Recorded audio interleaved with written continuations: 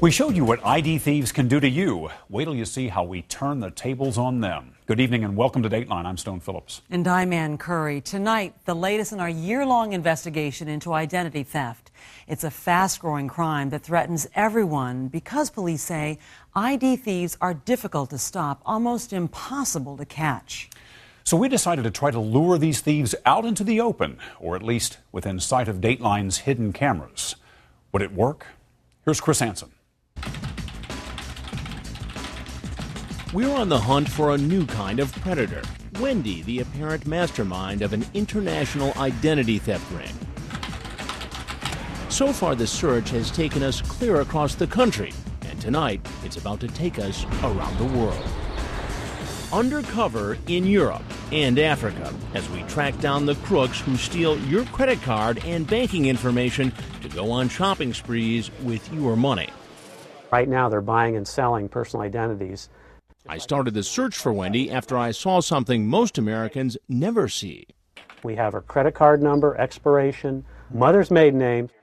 Internet security expert Dan Clements took us on a tour inside illegal underground internet chat rooms. Social security number, date of birth, and PIN. Where we watched in amazement as computer hackers and identity thieves actually bought and sold your most personal information. They're selling logins to bank account. Barclays, Wells Fargo, HSBC, all the large banks are here to be bought and sold. So somebody could get this information, log on to somebody's account, and take their money. Drain their account. And Clements says the thieves don't need to steal your actual credit card anymore. They just need the information. So if a hacker can crack a computer at a bank or store, he can download all the data he needs to steal countless identities.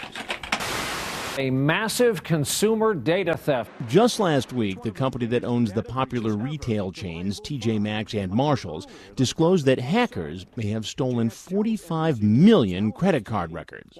But Clement says anyone with access to your personal information can cash in using the Internet Underground. It could be the clerk, could be the waiter in your restaurant, could be the clerk at the car rental. They have access to this information. Thousands of times a day, millions of times a year, credit cards are maxed out, bank accounts drained with stolen identities. So Dateline set out to track down some of those thieves. We began our investigation a year ago. First step, dangle some bait. We got a major credit card issuer to help us. We made up some names, and they gave us real cards under those fake names. Next step, have Dan Clements pretend to be a crook who stole our credit cards. We watched as he offered up those cards in that high-tech den of thieves. You ready? Ready. Halfway across the country, a fraud investigator from the credit card company let us know as soon as the crooks took the bait and started using our cards. They're hitting it. The results? Astonishing. Cards maxed out in minutes. One of our bait credit cards carried the fake name Oscar Ernesto. Okay, we have a hit on Ernesto for $723.74. Wow. 1 minute, 3 seconds. The fraudulent charges were coming from almost everywhere.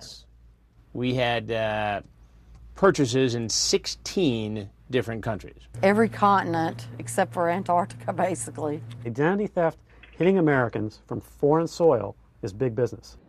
Big business that costs consumers billions and businesses tens of billions worldwide. Just ask Rodrigo Bustos in Chile. His store was hit by crooks using one of our bait cards. We covered that charge, but he says his bank has made him absorb thousands in losses to identity thieves. They said, it's your fault. You must pay to us because you didn't confirm it was the real owner of the credit card. Authorities say in most cases it's virtually impossible to identify the thieves, but Dateline decided to try. To lure the crooks in, we set up our own online store. At HansonDiscountElectronics.com. And let the thieves know that it was a good place to use stolen credit cards. The message says, cardable site. So if you've got a hot credit card number, you can use it here. Right. The fraudulent orders poured in, real thieves using accounts stolen from real people like Lee Morton. I was checking to see if I could afford to go out to dinner, and I had no money. No money? No money. Lee Morton's account was drained overnight by a series of online purchases. Dateline's store didn't actually charge Lee or anyone else, but we did send out the merchandise in order to track down the thieves. I even set up my own shipping company, CH Delivery, and began fanning out across the country to deliver the loot.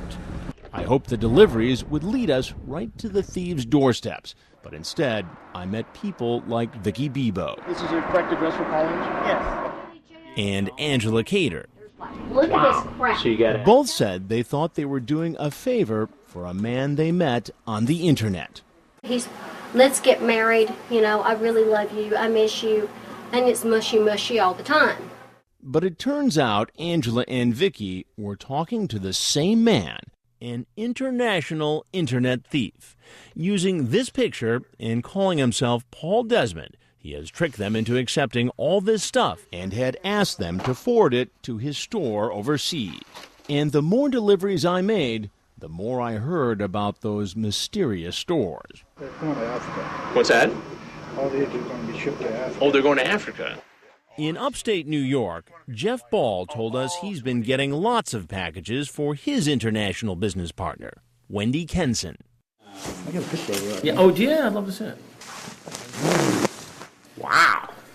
That's exotic, man. He told us Wendy is a model who wants to marry him. Over the internet, she told him she ran an international business and he could make money if he'd help her send packages to locations all over the world, including a shipment to Africa, a home theater system so big the shipping bill was more than $2,000.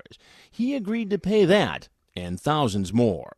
But as we talk, Jeff Ball doesn't seem to be aware that the packages being shipped to his house in Wendy Kenson's name have been ordered with stolen credit cards. So it's a bitter dose of reality when we tell him the truth. And it appears, based upon our investigation, Jeff, that you've gotten caught up in an international conspiracy. I got caught up in the scam. Now we're hoping that Jeff Ball will be willing to turn on Wendy and the thieves who scammed him. Will you help me? Yeah, I will help you. But our search won't stop here in the U.S. To try to track down Wendy and her gang of thieves, we'll have to follow the trail of the packages overseas. My name is Chris, and I wanted to ask you about a package